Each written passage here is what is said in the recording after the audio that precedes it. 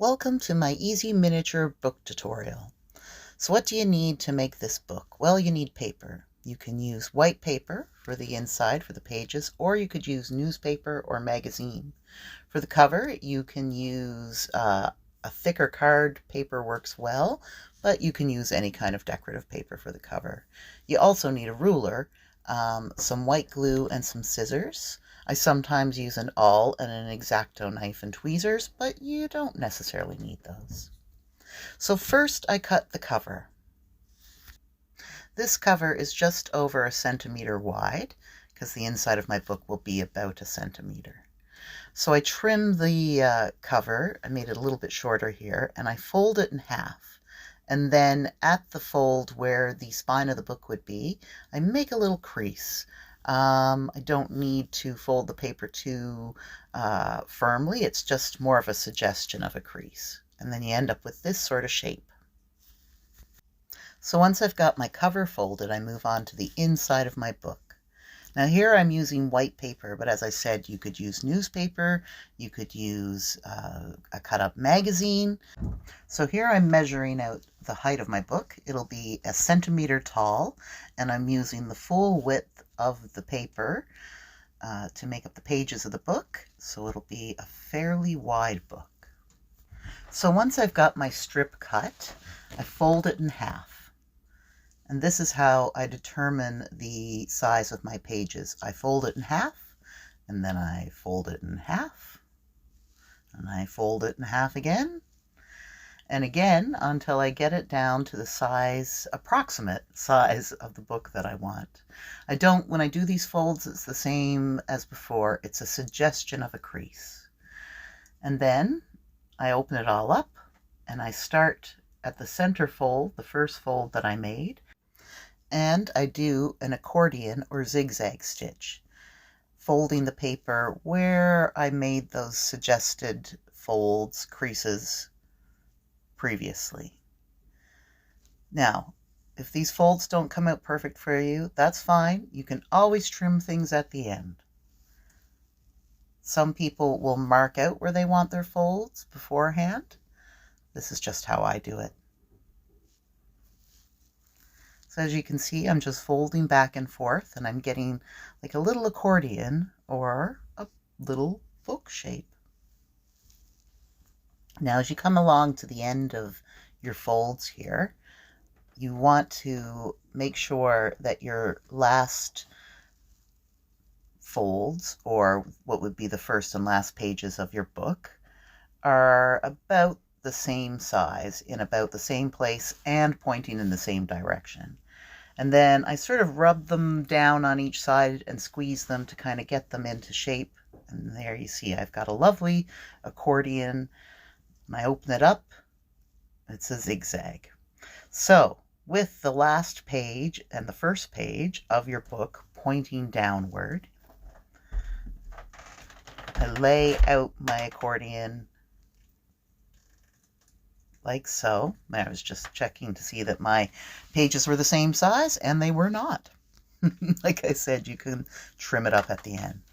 Then you take a bit of white glue, make sure that it's open and you've taken the dried glue off the end of your nozzle before you start, and I go along in between each valley and over each peak in the zigzag, all the way along. And then I scrunch that back up together. You want the whole back of your accordion glued together. And if it springs apart for you, like it did here for me, that's fine. Gather it back up and stick it back together. Now, once you've got it all pinched together again, give it a good squeeze. Squeeze it all around. Make sure that you've got all that glue squished in between each of the pages. And then you put it in your book. So fit it down into that space that you made with those creases. Give it a good push. Give it a good pinch. And it's always good to push on the spine, like I did there. that sort of pushes the book down in and gives it a little bit more of a cornered shape. Now here, where the first or last page has been glued down to your cover, fold the cover over and glue it down. So it's like a dust jacket on a book, how it folds over the inside covers. Do the same. And then just pinch it all into shape. You might have to do some squishing, you might have to do some pushing. You check your pages. At this point, you'll see where you want to trim stuff off. And as you saw, it was a pretty simple process. So don't be afraid if you mess it up. You can just do another one. This one's all pinched down into shape now. It's a lovely wide book. You can rub the spine of it some more to get it into shape. Now this is a book I'm going to leave open, I believe, on a counter. It is a cookbook. And I am going to, so I'm pressing out the spine here, but I'm going to open it up to about the center of the book. Now once you've selected your center page, what you want to do is take a sharp object. It can be an awl, it can be a toothpick, and just go over that crease, make it more prominent. And then, what I would suggest you do is push the pages of your book together. So kind of grip the outsides. See how I'm kind of pinching there? That'll really give your book the look of it being like a book that's been open and maybe the spine's cracked a bit. There you go. And there is an open book. So now I'll go over the process again here. You can have another look at me doing it. This will be a book that's a bit smaller. It'll be about half the size of the book that you just saw me make. King of the road, trailer for sailoring. Man, trailer for sailoring. Ain't got no cigarettes, but trailer for sailoring. Give, man of me, don't pay no trailer for sailoring. Trailer for sailoring. Ain't got no trailer for sailoring. Give man of me, king of the road, trailer for sailoring.